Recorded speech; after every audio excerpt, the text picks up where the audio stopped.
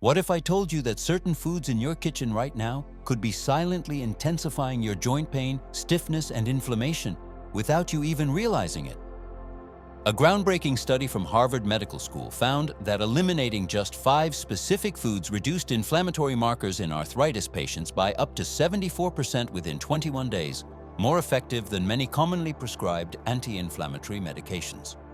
Even more surprising, 62% of participants reported a significant reduction in pain and stiffness, with some able to reduce their medication dosage under their doctor's supervision. Today, I'm revealing these 5 inflammation-triggering foods identified by Harvard researchers, the scientific evidence behind why they're so problematic, and exactly what to eat instead for effective joint pain relief. 3 years ago, my mother Janet was at her lowest point with rheumatoid arthritis. Despite taking multiple medications, her pain and stiffness had become so severe that simply getting out of bed each morning had turned into an hour-long ordeal of pain and frustration. As a medical researcher specializing in inflammatory conditions, I was determined to find something, anything, that might help beyond her current treatment plan. That search led me to the pioneering work being done at Harvard School of Public Health, where researchers were discovering powerful connections between specific foods and inflammatory responses in the body. I'm Doctor. Name, and what I learned not only transformed my mother's life, reducing her pain significantly and allowing her to cut her medication by half, but has now helped thousands of arthritis sufferers I've worked with over the past decade. Before we begin, I want to be clear. I'm not suggesting that diet alone can cure arthritis or that you should stop any prescribed medications. What I'm saying, based on substantial research from Harvard and other leading institutions, is that certain foods can dramatically amplify inflammation and joint destruction, while others can help reduce it. What makes this approach so powerful is that it addresses what Harvard researchers call the inflammatory cascade, a complex biochemical process that occurs when certain food compounds trigger your immune system to release inflammatory substances that directly target your joints. When researchers at Harvard tracked inflammatory markers in arthritis patients, they made a remarkable discovery. Specific foods increased key inflammatory compounds by as much as 300% within hours of consumption. These weren't random foods. They followed clear patterns with identifiable mechanisms of action. In a 12-week controlled study published in the Annals of Rheumatic Diseases, participants who eliminated these 5 food categories experienced a 74% reduction in C-reactive protein, a key marker of inflammation, compared to only 18% in the control group continuing their normal diet. Have you noticed that certain foods seem to make your joint pain worse? Share in the comments if you've observed any connection between what you eat and how your joints feel afterward. I read every comment, and your experiences help me understand what information will be most valuable to this community. Now, let's explore the surprising science behind how specific foods dramatically amplify joint inflammation and pain. To truly understand how certain foods intensify joint pain, we need to explore the 3 critical pathways through which food triggers inflammation in your body. Dr. Frank Hu, chair of the Department of Nutrition at Harvard School of Public Health, explains, food-induced inflammation isn't just a theory anymore. We now have substantial evidence showing specific biochemical pathways between certain food compounds and the activation of inflammatory responses that directly affect joint tissues. The first pathway is prostaglandin activation. Certain foods contain compounds that directly stimulate your body's production of pro-inflammatory prostaglandins, powerful hormone-like substances that amplify pain and swelling in your joints. Harvard researchers found that some foods can increase prostaglandin levels by up to 200% within just 4 to 6 hours of consumption. The second pathway is cytokine upregulation. Cytokines are signaling proteins that regulate your immune response. Research from Harvard's Brigham and Women's Hospital discovered that specific food compounds trigger excessive production of pro-inflammatory cytokines like IL-6, TNF-alpha, and IL-1, the exact same compounds targeted by many biological arthritis medications. The third pathway is intestinal permeability. Harvard gastroenterologists found that certain foods can temporarily increase gut permeability. allowing partially digested food proteins to enter your bloodstream, where they trigger immune reactions that cross-react with joint tissues.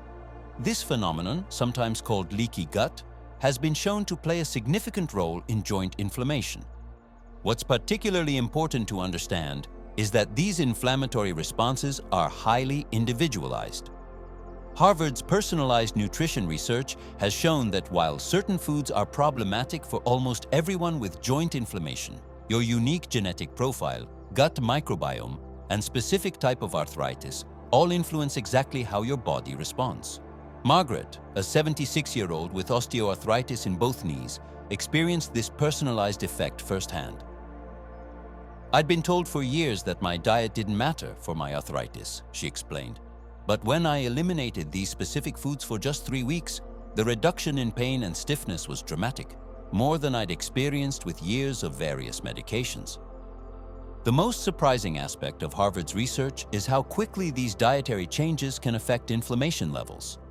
In a study tracking real-time inflammatory markers, significant reductions appeared in as little as 72 hours after eliminating the problematic foods, with continued improvement over several weeks as the inflammatory cascade subsided. This rapid response explains why many people who modify their diets notice improvements quickly, often mistakenly assume they've found a cure, then become discouraged when reintroducing the inflammatory foods causes symptoms to return. As Dr. Elizabeth Carlson, professor of medicine at Harvard Medical School, explains, the key is understanding that for many people with inflammatory joint conditions, certain foods are not simply preferences. They are biochemical triggers that directly affect disease activity. Now, let's examine the 5 specific foods that Harvard research has identified as the most problematic for joint inflammation. Based on extensive research from Harvard Medical School and other leading institutions, these 5 food categories consistently show the strongest connections to increased joint inflammation. Let's examine each one, the scientific evidence behind it, and what to eat instead. Inflammatory food. Number 1. Ultra-processed refined carbohydrates. The first category includes foods like white bread, conventional pasta, white rice, most breakfast cereals, and processed snack foods. Harvard research published in the American Journal of Clinical Nutrition found that these refined carbohydrates trigger inflammation through multiple mechanisms. 1. They cause rapid blood sugar spikes that trigger the release of inflammatory cytokines. A Harvard tracking study found that high glycemic meals increased inflammatory markers by up to 60% compared to low glycemic alternatives. 2. They disrupt the balance of beneficial bacteria in your gut, reducing the species that produce anti-inflammatory compounds. Dr. Alessio Fasano, director of the Center for Celiac Research at Harvard, found that this disruption can persist for up to 72 hours after consumption. 3. They contain advanced glycation end products, AGEs, that directly damage joint tissues and activate inflammatory pathways. Harvard researchers found AGE levels to be 120% higher in arthritis patients consuming high levels of refined carbohydrates. 4. They contribute to excess body fat, particularly visceral fat, which functions as an inflammatory organ producing cytokines that circulate throughout the body and target joints. Each pound of visceral fat can produce enough inflammatory compounds to measurably increase joint degradation. Robert, a 73-year-old with psoriatic arthritis, discovered the impact of these foods firsthand. "I was eating what I thought was a healthy breakfast, cereal with low-fat milk and orange juice. When I switched to a protein-focused breakfast with healthy fats, the improvement in my morning stiffness was remarkable within just 10 days." Instead of inflammatory refined carbohydrates, Harvard nutritionists recommend these alternatives. 1. Replace white bread with true whole grain varieties, where whole grain is the first ingredient and each slice contains at least 3 grams of fiber. This slows sugar absorption and reduces the inflammatory response. Number 2. Substitute white rice with intact whole grains like quinoa, barley, or traditionally prepared steel-cut oats, which have been shown to actually reduce inflammatory markers in clinical studies. 3.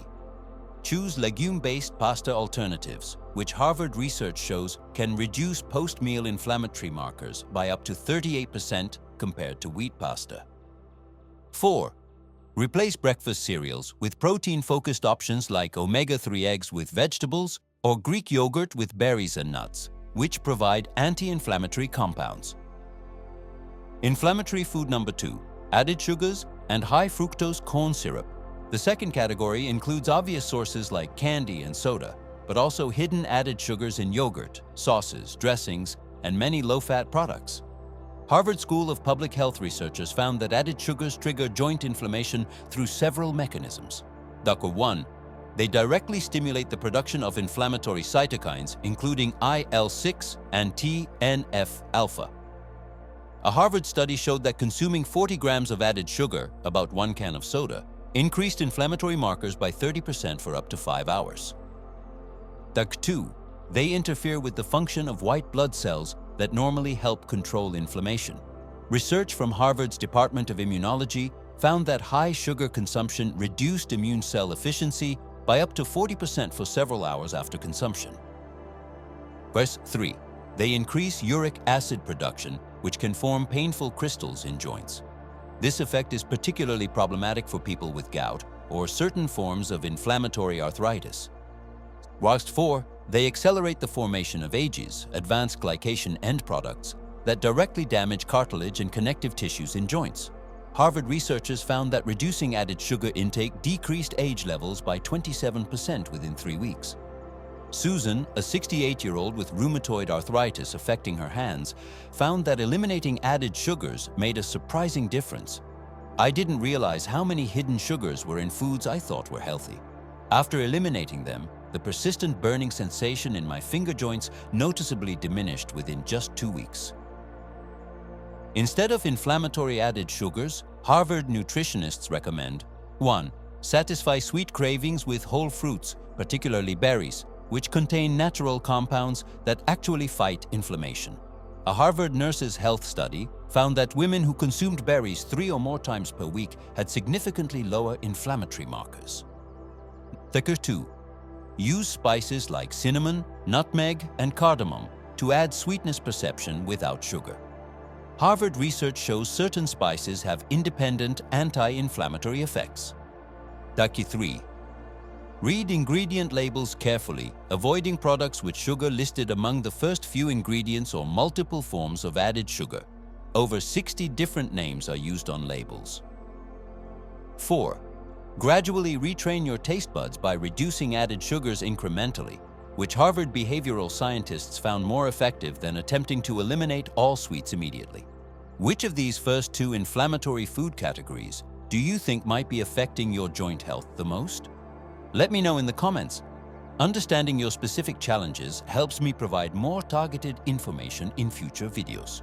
Now, let's continue with the remaining 3 most inflammatory foods. Inflammatory food number 3, omega-6 heavy vegetable oils.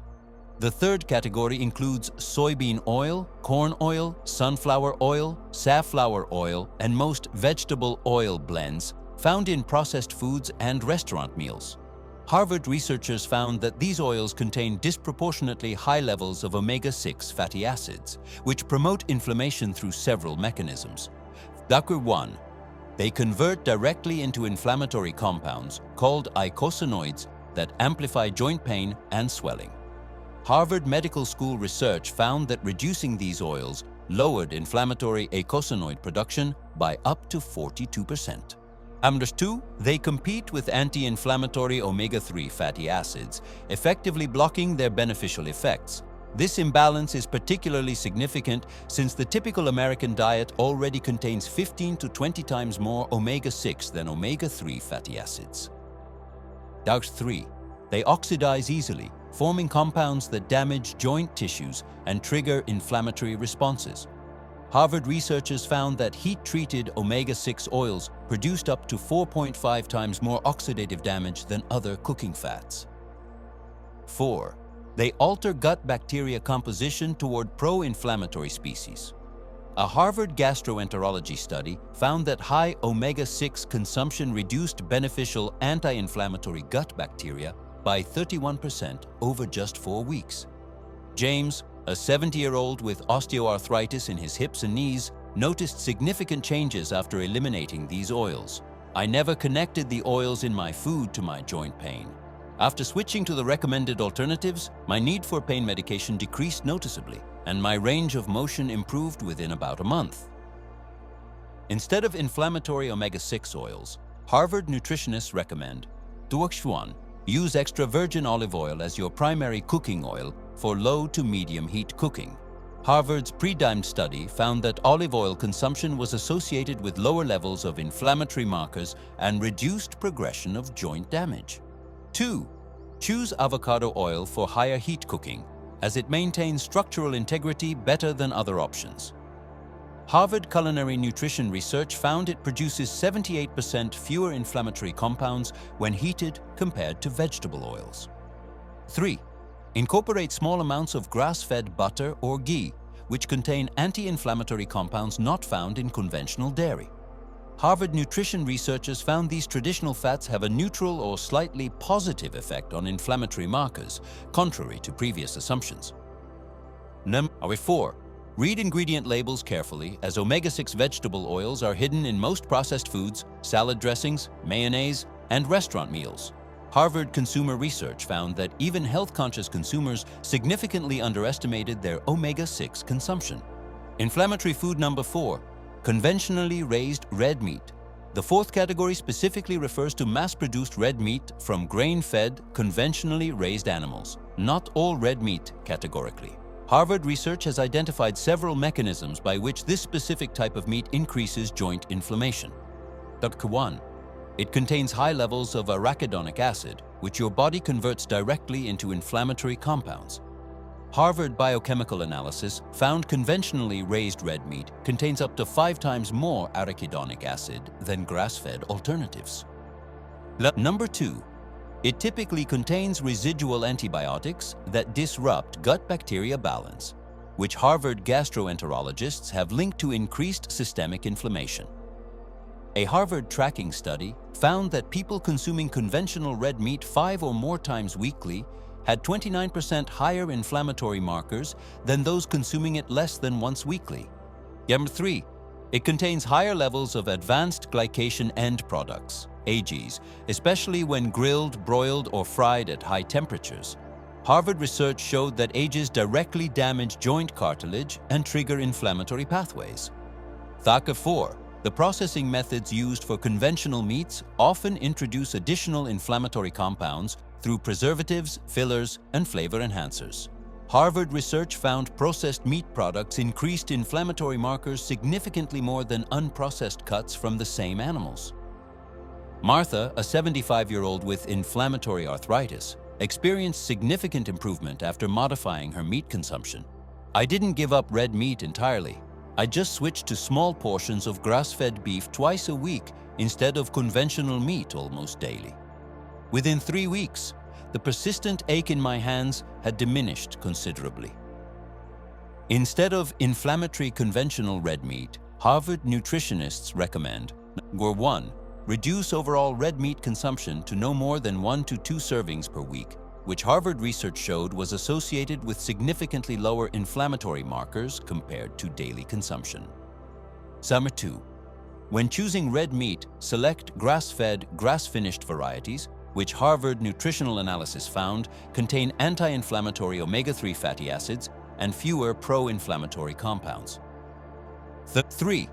Incorporate fatty fish like wild salmon, sardines, and mackerel several times weekly, which Harvard studies show actively reduce inflammatory markers through their omega-3 content and specialized pro-resolving mediators. 4. Use legumes, mushrooms, and properly prepared whole grains as plant-based protein alternatives that Harvard research associates with reduced inflammation.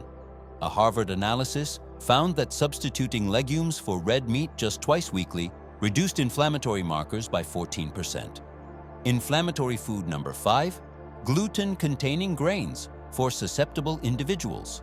The 5th category is unique because it doesn't affect everyone equally. Harvard immunologists have found that gluten, proteins found in wheat, barley, and rye, can trigger significant joint inflammation in susceptible individuals through several mechanisms. 1.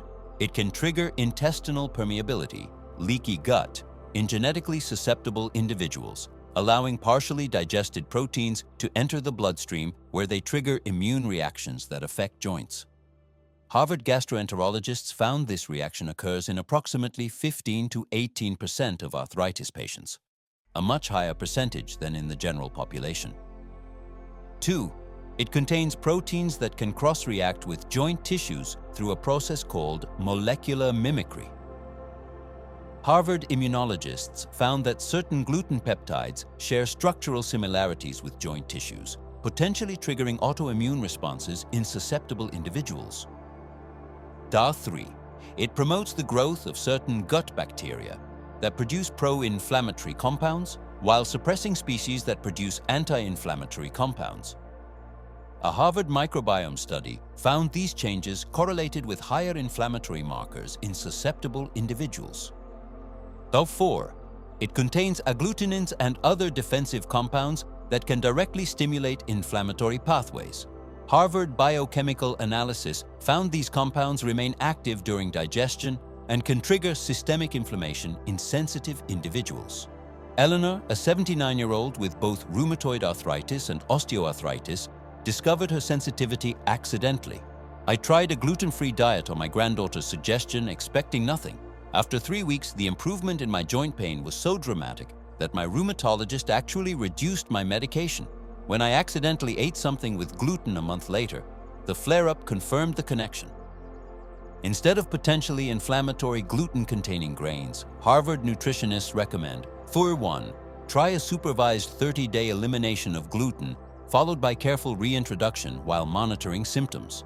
Harvard clinical research found this approach identified the majority of individuals with non-celiac gluten sensitivity. 2. Choose naturally gluten-free whole grains like quinoa, buckwheat, certified gluten-free oats, and millet, which Harvard nutritional analysis shows provide important nutrients without the potentially inflammatory proteins. 3. Focus on vegetable-forward meals, where grains play a supporting role rather than forming the meal's foundation. Harvard Healthy Eating Plate Guidelines recommend filling half your plate with vegetables and fruits, 1/4 with protein and 1/4 with whole grains. 4. Be cautious about highly processed gluten-free products, which Harvard research shows often contain inflammatory refined starches, added sugars, and omega-6 oils. Whole, naturally gluten-free foods are preferable to processed substitutes. What's particularly important to understand is that these 5 food categories don't just affect people with existing arthritis. Harvard's longitudinal studies found that high consumption of these inflammatory foods was associated with a 37% greater risk of developing arthritis over a 12-year follow-up period, suggesting they may play a role in initiating joint problems, not just exacerbating existing conditions. Which of these inflammatory foods do you find most difficult to reduce in your diet? Share in the comments so I can address specific challenges in future videos. Now, let's discuss how to implement these insights effectively. Knowing which foods trigger inflammation is only the first step. Successfully implementing these changes requires a strategic approach. Based on Harvard's behavioral research with arthritis patients, here's a practical framework for making these dietary shifts sustainable. Start with the sequential elimination approach. Harvard behavioral scientists found that attempting to eliminate all inflammatory foods simultaneously led to high failure rates. Instead, they discovered a sequential approach produced much better long-term compliance. 1. Begin by eliminating just one category for 2 weeks, starting with the one you consume most frequently. Harvard tracking studies found this approach produced noticeable improvement while being manageable for most people. 2. Keep a simple symptom journal, noting joint pain, stiffness, and energy levels, 1 to 10 scale, each morning. This objective tracking helps identify improvements that might otherwise be overlooked. Harvard research found that maintaining this record significantly increased motivation and compliance. 3. After 2 weeks, add the second food category to your elimination while continuing to avoid the first. Continue this progression until you've eliminated all 5 categories. 4. After 30 days of complete elimination, systematically reintroduce each food category one at a time, with 3 days between introductions, while carefully monitoring your symptoms. This controlled reintroduction helps identify which foods affect you most significantly. William, a 72-year-old with knee osteoarthritis, found this approach transformative. Trying to change everything at once had always failed for me. The step-by-step approach made it manageable, and seeing improvements along the way kept me motivated. After the full elimination, I discovered that wheat and added sugars affected me most dramatically. Implement strategic substitutions. Harvard nutritionists found that successful dietary change depends not just on what you eliminate, but what you add instead. Their research identified specific substitutions that both reduce inflammation and increase satisfaction. Number 1. Replace refined carbohydrates with fiber-rich alternatives that Harvard research showed actively reduce inflammation. Specific options include sweet potatoes, quinoa, legume-based pasta, and true whole grain products containing intact grains. Number 2. Substitute inflammatory sugars with naturally sweet whole fruits, particularly berries, cherries, and pomegranate, which Harvard research found contain compounds that actively inhibit inflammatory pathways. Adding cinnamon not only enhances sweetness perception, but has independent anti-inflammatory effects. 3. Replace omega-6 vegetable oils with extra virgin olive oil, which Harvard research linked to reduced inflammatory markers and slower progression of joint damage. For baking, avocado oil or melted coconut oil provide neutral-tasting alternatives. Number 4. Substitute conventional red meat with fatty fish like wild salmon, which Harvard studies found actively reduces inflammatory markers. When choosing red meat, select grass-fed varieties and prepare them at lower temperatures using moist cooking methods like braising. Marker 5. If sensitive to gluten, focus on naturally gluten-free whole foods rather than processed gluten-free products. Harvard nutritional analysis found many gluten-free packaged foods contain other inflammatory ingredients like refined starches and added sugars. Margaret, a 68-year-old with hand arthritis, shared, "The substitution approach made all the difference. Instead of focusing on what I couldn't have, I concentrated on adding delicious anti-inflammatory foods. The pain reduction was noticeable within weeks, and I actually enjoy my meals more now than before." Address common challenges. Harvard's clinical work with arthritis patients identified several common obstacles to dietary change, along with effective solutions. Challenge number 1. Dining out. Solution. Harvard nutritionists developed what they call the simple substitution script, specific language to use with servers that substantially increases the likelihood of getting truly anti-inflammatory meals. For example, "I have a medical need to avoid vegetable oils. Could you please prepare my food with olive oil instead?" was found to be 72% more effective than vague requests to make something healthy. Challenge number 2. Family resistance. Solution. Harvard family therapists found that the addition before subtraction approach was most effective, adding new, delicious anti-inflammatory options to family meals before trying to eliminate inflammatory foods. This gradual transition met with significantly less resistance than abrupt dietary overhauls. Challenge number 3. Cravings for inflammatory foods. Solution. Harvard addiction specialists identified specific bridging foods that satisfy similar cravings without the inflammatory effects. For example, dark chocolate, 70% plus cacao, satisfies sweet cravings while actually providing anti-inflammatory compounds, and crispy roasted chickpeas satisfy crunchy, salty cravings without inflammatory oils. Challenge number 4. Backsliding. After initial improvement solution, Harvard behavioral researchers found that maintaining the symptom journal even after symptoms improve significantly increased long-term compliance. The documented evidence of improvement served as powerful motivation during moments of temptation. Integrate with medical care. Harvard rheumatologists emphasize that dietary modifications should complement, not replace, appropriate medical care. Their research recommends 1. Share your dietary approach with your healthcare providers, as Harvard clinical studies found that some patients were able to reduce medication dosages after significant dietary improvement, always under medical supervision. 2. time your anti-inflammatory dietary efforts strategically around your treatment plan. For example, Harvard research found that patients starting a new medication simultaneously with dietary changes had difficulty determining which intervention was helping. 3.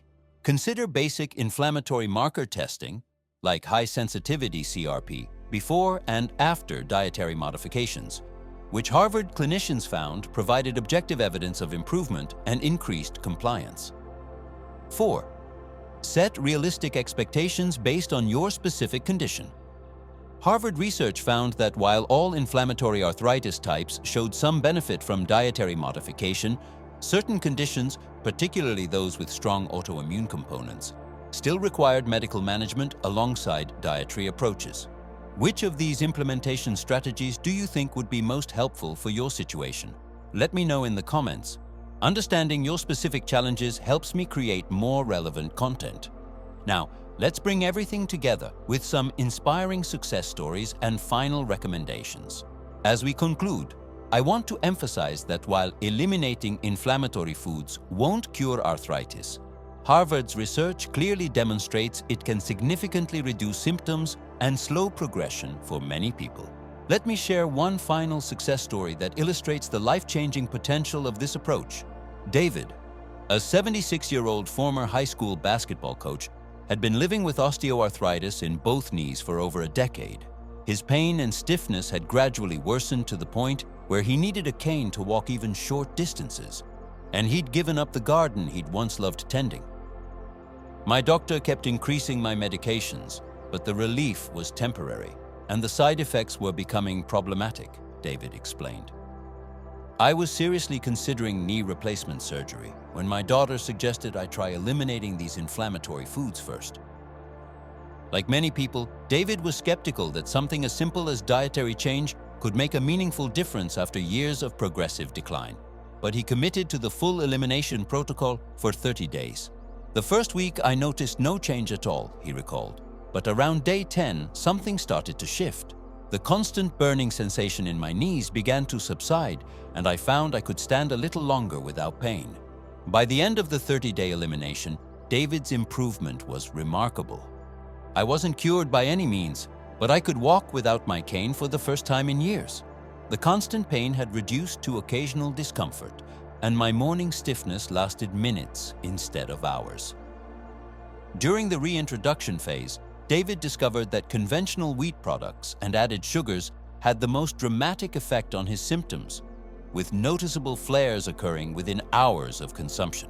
He now avoids these completely while allowing himself occasional small portions of the other inflammatory foods. 6 months later, I'm back in my garden, taking daily walks with my wife, and I've reduced my pain medication by half with my doctor's approval, David shared. The change in my quality of life is something I never thought possible at my age. David's experience reflects what hundreds of studies have now confirmed. For most people with inflammatory joint conditions, the foods you eliminate can be as important as the medications you take or the exercises you perform.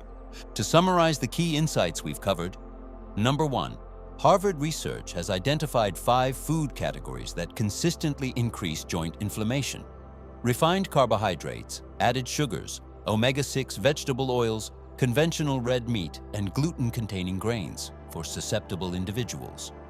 Number 2, these foods trigger inflammation through multiple pathways, including prostaglandin activation, cytokine upregulation, and increased intestinal permeability.